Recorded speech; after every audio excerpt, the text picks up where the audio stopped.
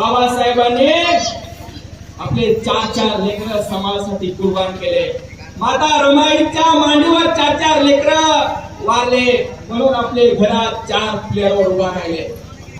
माता रमाईनं गौऱ्या विकल्या आणि जे पैसे आले होते ते पैसे गोळा केले आणि बाबासाहेब विदेशामध्ये शिकायला असताना, कोलंबिया विद्यापीठामध्ये शिकायला असताना माता रमाईनं ते पैसे बाबासाहेबांना मनी ऑर्डर केले।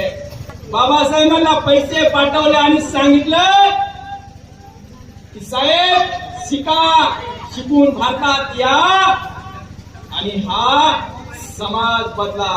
आता रमाईनं एक पत्र बाबासाहेबांना लिहिलं आणि त्या पत्रामध्ये लिहिले होतं की साहेब तुमचा अभ्यास कसा आहे, तुमची तब्येत कशी आहे, आणि खाली लिहिलं की आपला गंगाधर